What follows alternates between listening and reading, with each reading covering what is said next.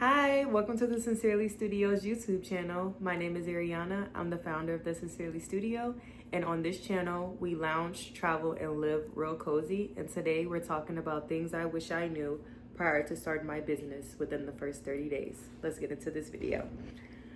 So, number one, excitement versus reality. So the first thing that I did is I sat down, I created a mood board on my iPad. I'll insert pictures right here. I decided what colors I wanted, the way I wanted everything to look, and what I should have been focusing on looking back now was the legal side, because having all of these pictures and mood boards is cute, but I still have to put all of that on paper to legally sell my products to you guys.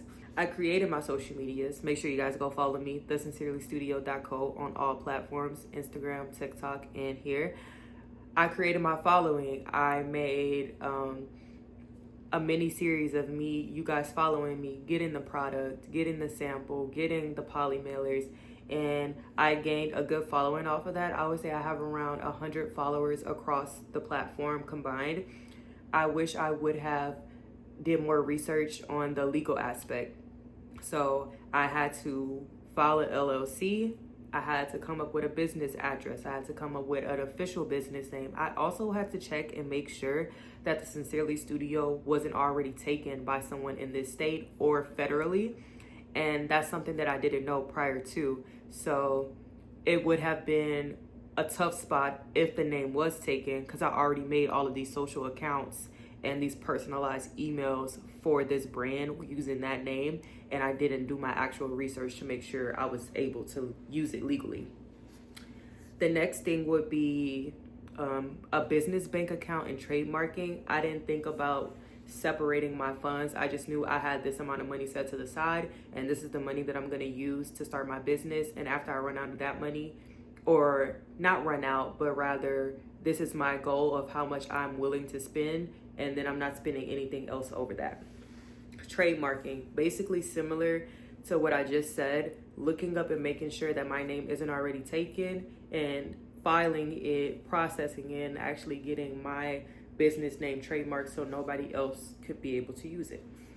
The next thing, wait times. So I expected, which is very unrealistic looking back now, that if I submit something in the next 2 to 3 days, it would be processed and everything would be good to go. I started my brand in October, but because I waited 30 to 45 days later to file everything legally, I hit the holiday rush. So I had to wait for Christmas to go by. I had to wait for New Year's to go by. And in that wait time, I guess I just didn't understand how many more people in the state that I'm in would be also submitting for businesses, and then the lack of personnel that they'll have at these places that's looking at all of this paperwork. So it took me about 30 days just to get all of the legal stuff worked out. Forming the LLC was the easy part. The harder part was making sure everything matched. Figuring out how to do a money order, because I never did a money order before. Going into my local post office, interacting with those people, actually building relationships with people that I'm going to need in the future when my business is up off the ground. So once again, social media was a good starting point. But if I were to do everything over again, I would start with the legal aspect first and get all my ducks in a row prior to just trying to get a following on a social media account. The next thing would be the amount of money that I would have to spend up front. We'll get into more detail about that, but just watching the money leave and then no money coming in, because I had to pay application fees to get my LLC. I had to reach out to multiple other entities to get a better understanding of price points and why things were costing what they were costing. And then also just being able to watch out for scams, because when I initially went onto the website to get my EIN, I was almost at the halfway point, or at the finish line. I was almost at the finish line when doing my paperwork for my EIN, and then it asked me for $300, and then I had to go and research that website, and it was a scam website with almost identical information and application questions to the actual IRS EIN link.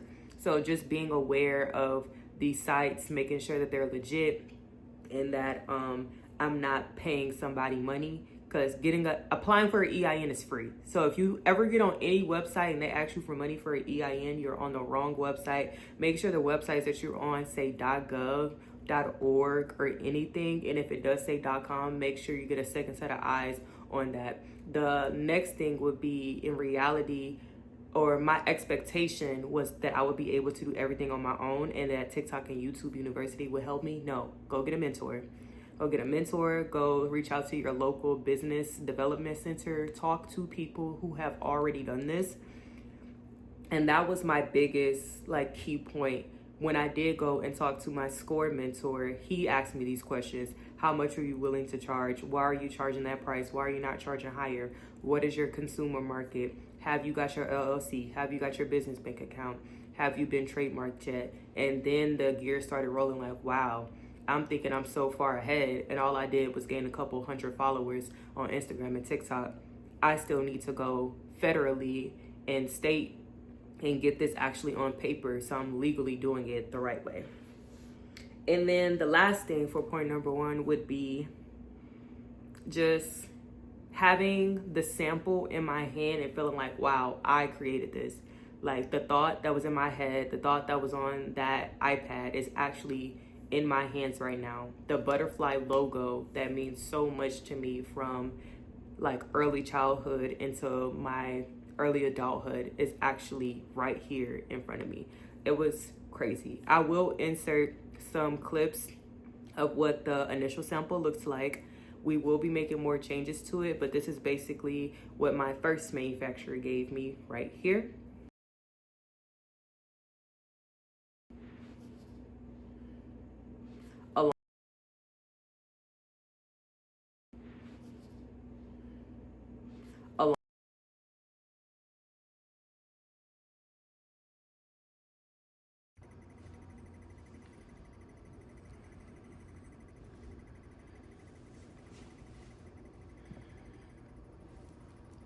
Along with the polymillers that I created right here.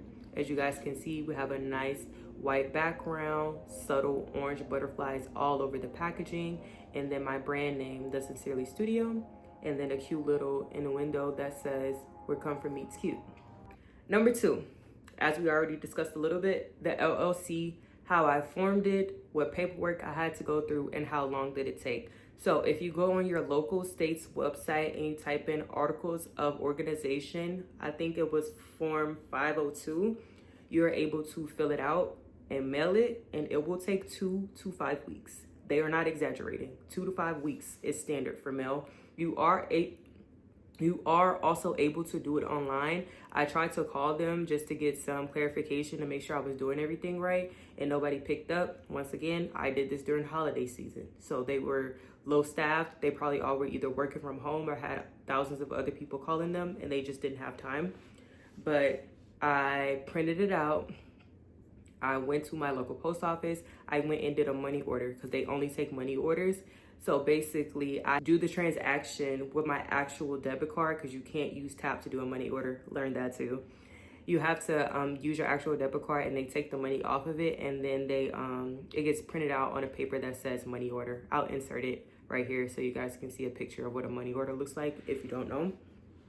After that, I mailed it off, and I went later that day and I went to the IRS website and I applied for my EIN. These 2 things are very, very, very important because without your LLC and your EIN, you cannot form a business bank account. And that brings us to point number 3, opening a business bank account. Prior to me opening my bank account, I didn't know that you needed your LLC to say organized. That is a requirement. So just because you file the paperwork and it's in process, until it's actually approved, you cannot open your bank account. So I submitted for my bank account. Apologies. I submitted for my LLC December 18th. It did not get approved into the middle of January. The second week of January, which is low-key the middle. It didn't get approved until the second week of January. So that was a lot of buffer time that I could not communicate with my manufacturer. I couldn't pay for anything because, once again, you need to separate your personal funds from your business funds as early as possible. Do not pay with your personal funds, because when it's time to file taxes, it just makes it harder on yourself as a business owner. The next thing would be the wait time again for the mail. When you do go and open up this business bank account, you have a 24-hour hold to where you cannot add any of your cards digitally. And then also for business bank accounts, from the research that I've seen, you cannot add them digitally to the wallet without the physical card. And it is a 7 to 10 business day wait to get the actual cards in front of you.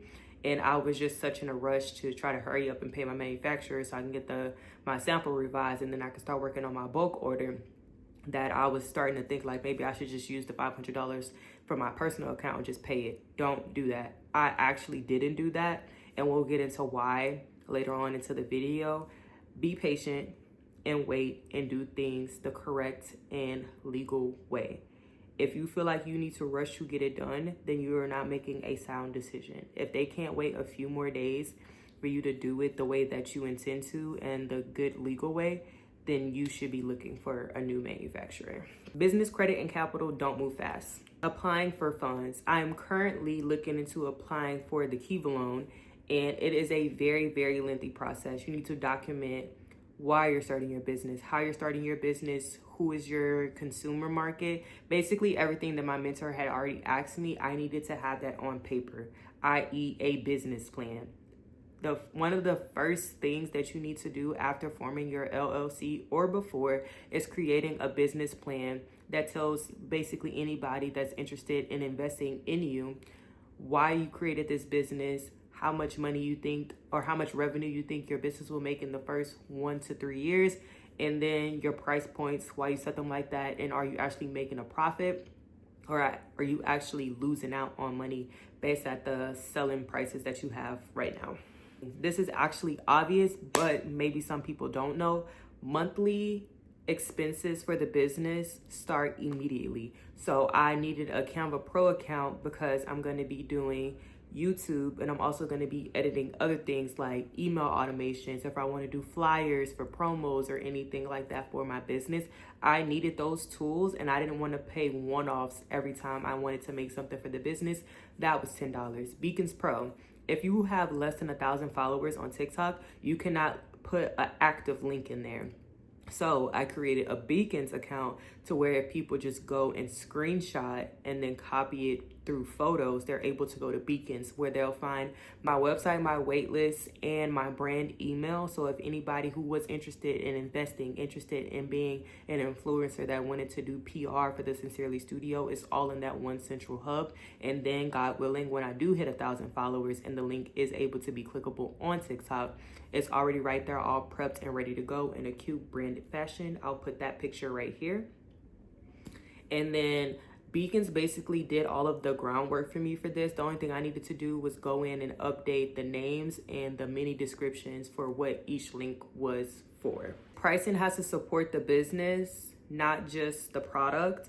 So basically, when you're setting your prices, you're not setting it for accessibility or to make it like affordable. The whole reason in me starting the Sincerely Studio was to make sure that tall women out there had premium loungewear. How is it premium loungewear and I'm charging $60? It is longer inseams, longer fabric, more fabric, so obviously it's gonna cost more money. Being honest with myself and actually knowing what my worth is was the biggest disconnect for me. Because I was so like, well, what if that's too much? What if that's too low? Like, how do I know what price to set? I then went and looked at competitors' websites, seen the fabrics that they use, the reviews that they got. And then I also measured myself. And after going back and forth with my manufacturer on the type of fabric that I wanted, the length that I wanted, and then the cost to produce one single set and the cost to produce a bulk order, I then calculated how I would do my prices. And I also want to say this, your prices are not final until the product is in your hand. Play around with the numbers, add in your monthly expenses as well, because your product should be paying for the expenses that you're using to promote it. So if I'm paying $40 a month, all of these expenses, there's no way that my product should be $40 for a top. I'm not making any profit off of that. You have to make sure that when you're setting your prices, you're making a profit off of every single item, whether you sell it as a set, whether you sell it as just the top or just the bottom. Every single item within this collection should be helping you make a profit. The next one is manufacturer communication. Make sure that your email communication is strong, that you set those boundaries, that you set your non-negotiables, and if possible, set an operating agreement. You are basically telling them exactly how you want your product to look, and then their job is to make sure it comes to fruition. Do not hold off on your communication with them. Tell them exactly what you want, how you want it, when you want it, and then they'll communicate back to you if they're able to meet your demands, and then a good timeline or a good medium that both of you guys can have. The problem that I had with my previous manufacturer was they sent no pictures, even though I requested for it 3 times prior to the product getting here. I realized I had an error in my measurements within the 5th day of them being in production, and they told me, oh yeah, we can't go back and edit that. Okay, cool, understand. And I asked moving forward if we can update the measurements. They said yes. And then today, they literally told me, well, let's move back. 2 weeks ago, they told me, all right, since you're not satisfied with these measurements, we'll give you 2 options. You can submit for a new sample that'll cost you $500 more, or you could just submit for a bulk order and you'll get the sample for free and it'll be shipped with the bulk order. Why would I pay for another sample when you didn't even send me the picture of the first sample? And then I got the sample. The colors were 2 different sizes. The colors were 2 different. The logo and then right here on the neckline were 2 different colors, but I wasn't able to like lift my arm up or anything. It was very restricted. And then the pants were high waters because I got the sizing wrong. And then I didn't like the waistband or anything. Basically, I wanted to scrap the whole thing and do it over. And then when I told them, okay, I'm payment ready, but moving forward, I would like pictures for all samples and all bulk orders. I would like for you to confirm right now that the price that you set will be the price moving forward. And unless I make a mistake on my end, the price will not change. And if there is like small minor corrections with the samples, would you be able to give me a discount or let me get the sample free? Because right after I approve the sample, it will be an immediate order for the bulk. And they was like, yeah, we're not doing the revised sample anymore. You're just gonna have to pay the 50% upfront fee for the bulk order. And then I just told them thank you, but no thank you, and I will be moving forward with another manufacturer. Because how did the sample get off the table after I started being more professional, like send me pictures, explain to me why the price is this price, confirm that you understand every single update and change that I needed. And I provided it in text-based format and in the mock-up format of exactly how I wanted everything to look. And it just seemed like they were more willing to work with me when I didn't have as much knowledge about the fashion industry, about fabrics, and about measurements and sizing. And then when I did research up on that and learn more about that, all of a sudden it was like, oh, bulk order only. So just catching the signs early on, because I spent $600 for a sample. And then I spent $300 for 500 polymailers. And then I researched that and realized I was overcharged. But the polymailers are pretty big and they are customized. So I don't think I was overcharged on that. But for that sample, it was cut, sewn, and embroidered. And it was the wrong size. And I literally cannot do anything with that sample besides use it as a reference now. So I would say it was a $900 lesson. It wasn't a $900 setback, because I could have just ordered another sample and hope that they sent me screenshots. I hope that they got it right. But I just did what any good founder would do, and I decided to walk away and start over. And that would be my next point, knowing that it's okay to start over, because who's gonna know that nothing didn't go the way you planned? Because when I decide to drop is when the actual product is in my hand, and I quality checked it after they quality checked it.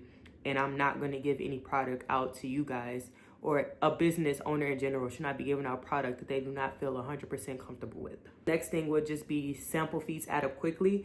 Know the manufacturer, know their prices, and if you're not comfortable with the price from the initial email or communication that you guys have, don't even move forward with it. You know how much you're willing to spend. And you just have to really just be honest with yourself and ask, is that too much or is that not enough for a sample? So it's just something that you will have to figure out and use your best judgment on. And then the next one would be finding the right manufacturer. It takes time. I would say since December 1st, I reached out to about 25 manufacturers. One of them completely ghosted me, kept rescheduling and running around with us having a meeting, and then told me, oh yeah, I don't think I'm in the right headspace for this. A few of them had gave me some very like big budget numbers, like $5,000, and we'll give you a sample and we'll source the fabric ourselves. That was very like Los Angeles type. And we are still in communication a little bit, because they told me once I do get more known into the fashion industry, or just more known into my business, that they think that we will be good partners. It's just that was a very big ask for me to give them that much money and not see any product or anything moving forward.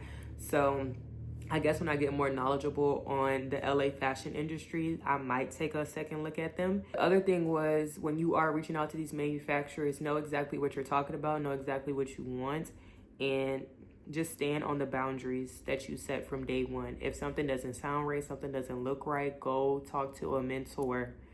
Do not pay for anything if you do not understand what they are asking of you. Talk to a mentor, talk to a fellow business owner friend.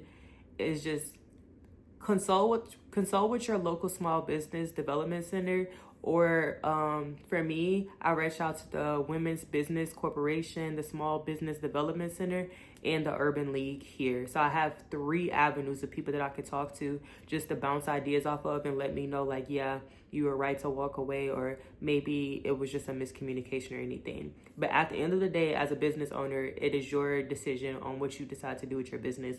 But I will say it is good to have other voices of reason to give you a better understanding of the business aspect. The last thing, how am I approaching looking for a manufacturer now? I am taking everything that I learned and all of the information that I gained from my first manufacturer, and I'm writing everything down. I have taken the tech pack with me. I've taken a completed sample with me, and I have updated measurements that I can now use, and the information and the lesson that I learned from my first manufacturer, I can apply those notes and use that as markers to look out for manufacturers in the future. As I told you guys, today I reached out to about 10 more manufacturers. I know exactly how much I'm willing to spend, when to walk away, and exactly how I want the Serenity set to look like. This is my baby, literally and figuratively. And I'm so excited for you guys to see this and see what it looks like. And also for my up and coming small business owners out there, if you're in your first 30 days of building your business and it feels messy, it feels expensive, and it feels slow, know that you are not alone in this, and I'm learning right alongside with you. It just means that you're building something real. Thank you guys so much for watching my channel. I hope that you guys like, comment, and subscribe, and let me know what other videos you guys would like to see. Thank you guys so much for watching, because yes, the weather really is different up here. I'll see you guys in the next one. Bye.